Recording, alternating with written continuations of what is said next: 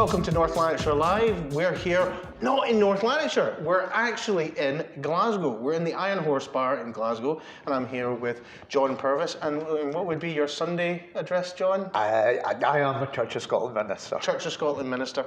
And because we couldn't get any politicians to talk to us, what we've decided to do is, because it's 2019, 40 years after the release of a particularly at the time contentious film, The Life of Brian. So, hi John, and welcome to the show. Hi, man.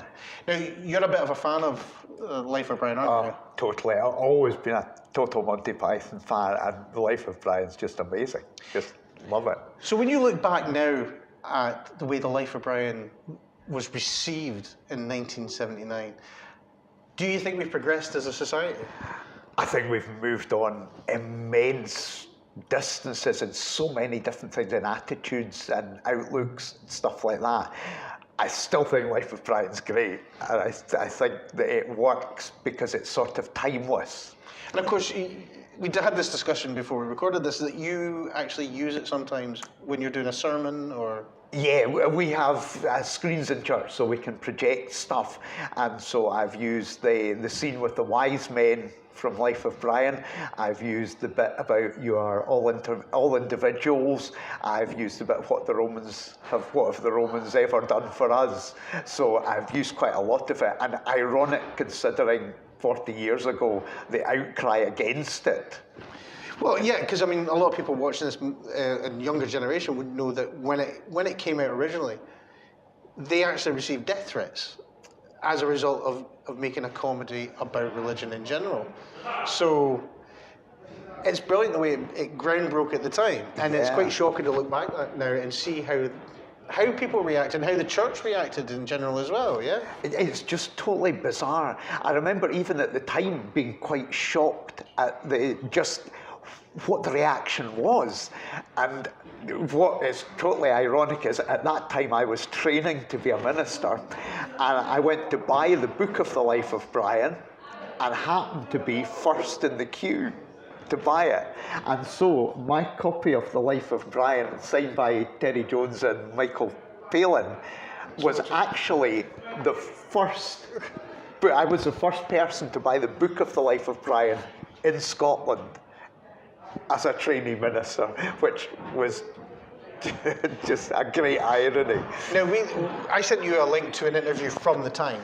Yeah. Where there was I think it was an archbishop was being interviewed, and he was being very condescending about the film, and there was a chap that was an editor of Punch magazine, and he made the statement of, your silly little film will be a side note maybe in social history at best.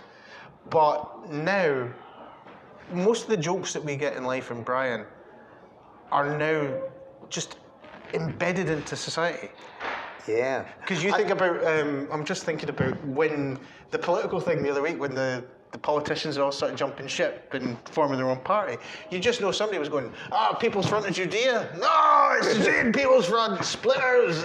And so that's now so part of our... There's so much classic humour in it, of stuff that is just timeless, and also just a real insight into people and life. And I think it's one of those things that we kind of take it for granted now. But if we didn't have Life of Brian, we wouldn't have things like Dogma as well, because that would never have got made, because it would have been a case of you can't make fun of religion. And we wouldn't be as much as a relaxed society now.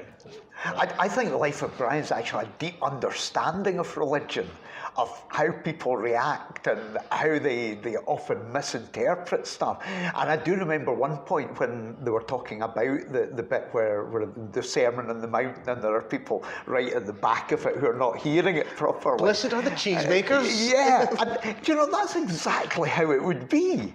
And I thought it was fascinating, because, like, in that interview, what they were saying is they actually looked at Jesus and thought, here's somebody that's really genuine, really insightful. We're not going to wind him up in any way. What we're going to do is we're going to take this as right at the back John of Cleese it. summed it up, wasn't it? Yeah. So we're not talking about the people that witnessed the miracle. We're talking about the people that turned up 5 minutes after the miracle and didn't quite understand what had happened. Yeah, and what an insight into life.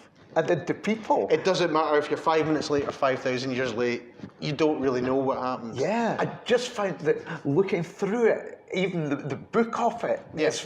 because you pick up so much more when you read a book or something, you actually read a script.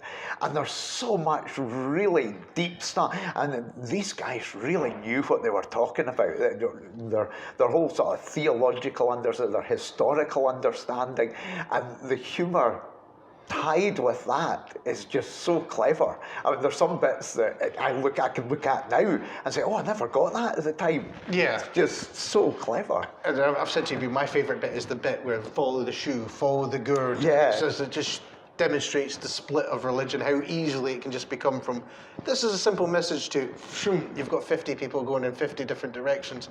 And it's timeless in that fashion. Yeah. And it's still just fascinating. And 40 years, so it's 40 years out now, so, I mean, would you say to anyone now, just, you should, if you haven't seen Life of Brian, should you? Oh, you gotta watch it. It's the film. It was voted. Was it not voted the best comedy in Britain? There was a poll fairly recently, right, and it was voted the best comedy. Well, it's one that you just got to see it's it. timeless.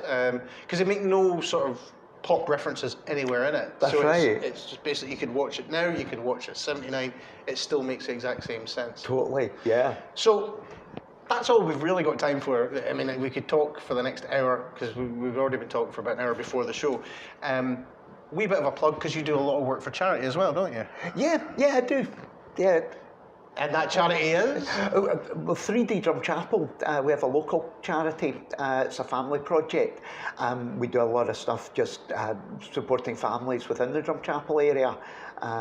Just a really exciting project. There's so much going on.